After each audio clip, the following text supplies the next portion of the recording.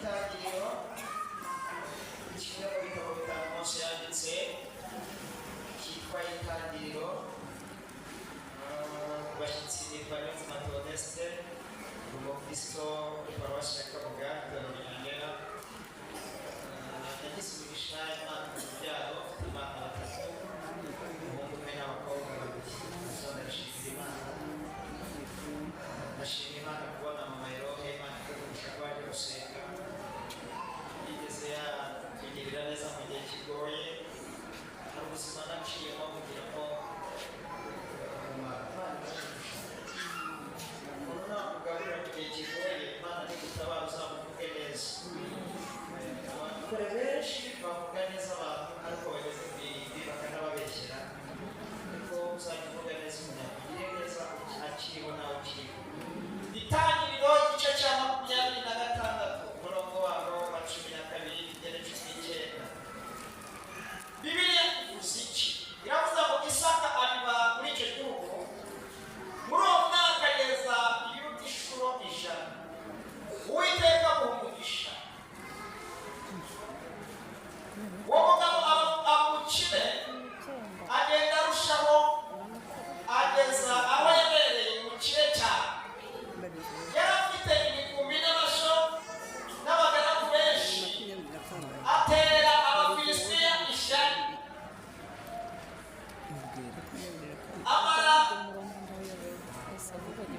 Amarima yose abagaragu ba se bafukuye, Aburahamu akiriho, Abafilisitiya bari bayasibishije ibitaka.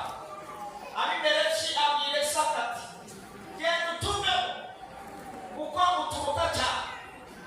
Isaka avayo abamba amahema ye mu gikombe cy'ingerere aturayo. Isaka asimuza n'akakantu ashaka, asimuza amariba bafukuye. Aburahamu se akiriho kuko Abafilisitiya bari barayasibye cyakaronka aho ngaho bari baragize gute? Bari barayasibye. Aburahamu amaze gupfa anyita amazina se yayise. Abagaragu ba Isaka bafukura muri icyo gikombe babonamo iriba ry'amazi adudubiza. Abashumba b'Igereri batonganira ayo mazi n'aba Isaka bati naracu. Isaka yitiye iriba Eseki kuko baritonganiye bamugishije impaka. Bongera gufukura irindi riba naryo baritonganya aryita Sitina. Haleluya.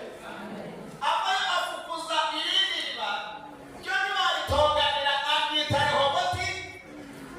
Aravuga ati none Uwiteka adushize ahagutse, natwe tuzororokera muri iki gihugu. Dushimire Imana, dukomere Imana amashyi, dushimire natwe.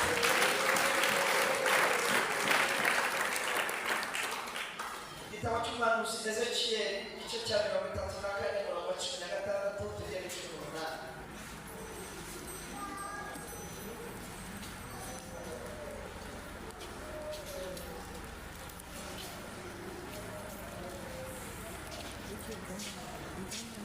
Ezekiyeli igice cya 35 Rito na kane. Ezekiyeli 34 umurongo wa 16 kugera 18. Izari zazimiye nzazishaka, n'izari zirukanywe nzazigabura, izavunitse nzazunga, izacitse intege nzazisindamiza, ariko izibyibushye n'izifite imbaraga nzazirimbura. Zose nzaziragira gukira. Kandi nawe mukumbi wawe, uku niko Umwami Uwiteka avuga ngo dore ngiye guca urubanza rw'amatungo n'ayandi n'urw'amasekurume y'intama n'amasekurume y'ihene. Nimwumve 18. Mwarishimye urumuri rwiza, mbese mwarabisuzumuye bituma muvuyanga urushigane. Mwashotse amazi y'urubogobogo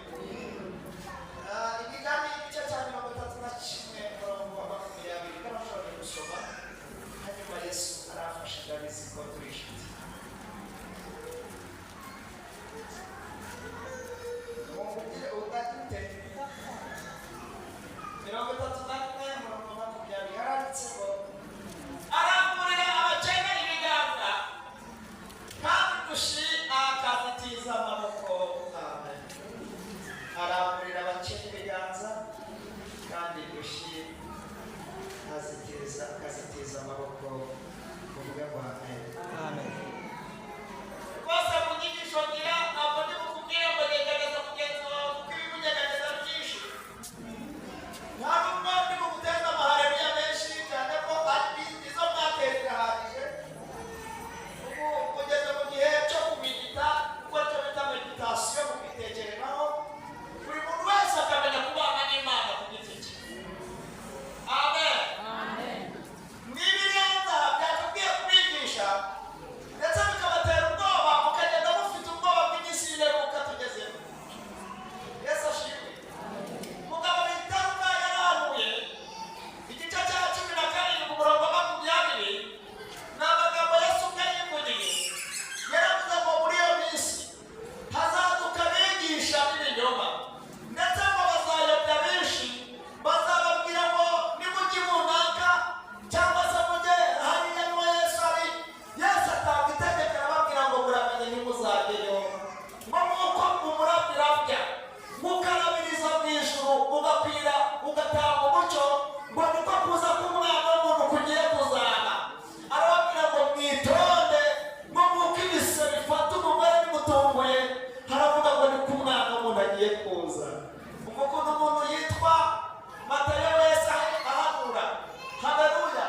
Igice cya 24 umurongo waho wa 37 yaravuze ngo nk'uko iminsi ya Nowa yari iri niko no kuza k'Umwana w'umuntu kuza. Ngo nk'uko bari bameze muri iyo minsi yabanjirije umwuzure, bararyaga, barabaga, bararongoraga, barashingiraga, ngo bageza umunsi Nowa yinjiriye mu nkuge ntibamenya ngo umwuzure uraza urabatwara bose, bari mu munyenga, bari mu bintu bimeze nk'imikino. Reka babwire, nabyanditse nanaguteguyemo icyigisho. Nimugoroba nabonye match. Narebye match y'Amavubi na Libya. Yesu ashimwe. Iyi kipe yacu nationale yitwa Amavubi, babwiye ukuri ko yakinaga kera ntabwo ari igikino. Basigaye bazi umupira, bakinye bagira ishyaka ryinshi pe, bakinye baravunika ku rwego rwo hejuru kuko bateye amakoroneri arenga 12. Niba bateye mu izamu inshuro nyinshi, hari akantu bita mu bantu bazi umupira, hari akantu bita sefu. Sefu ikorwa n'umunyezamu. Uyu munyezamu wa Libya yakoze icyo bita sefu, imipira igeze muri 3 yarikuyemo yose, ariko umunyezamu w'u Rwanda bamuteye ishoti rimwe rikomeye ryonyine rijyamo, hahita haboneka igitego, nyamara uwavunitse yarinze neza.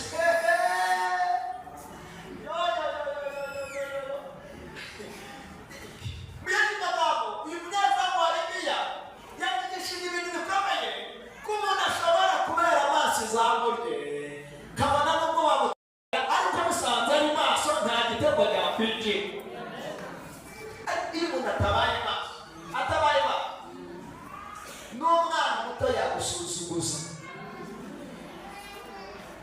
Burya twatsinzwe n'igitego byababaje Abanyarwanda benshi, kuko ntabwo abakinnyi ba Libya bigeze baturusha gukina n'ishyaka bari bafite. Abanyarwanda bari bafite ishyaka bari no mu rugo.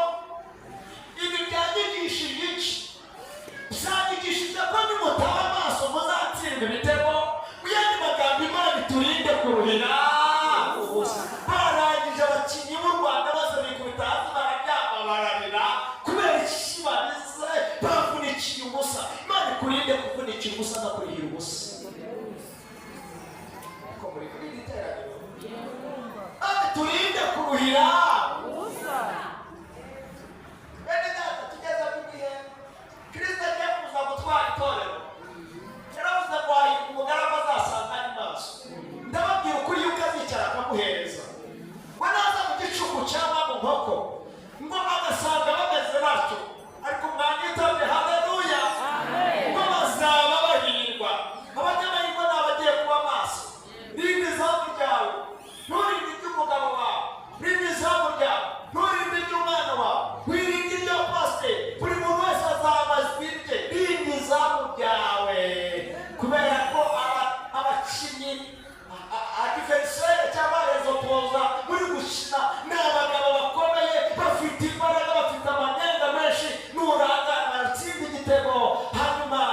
kuzigarurira. Ibi ndabibigisha nanjye ubwanjye bikundera ubwoba. Imana idufashe tutazarukira ubusa. Abakora yaririmbaga mu isi uzabavuga ubutumwa baciye kwiga, uzabahanuzi bahanuraga, none uyu munsi wa none benshi intwari zarananiwe. Iyi nzira ntabwo ari inzira yo gukiniramo uhagaze yiringata.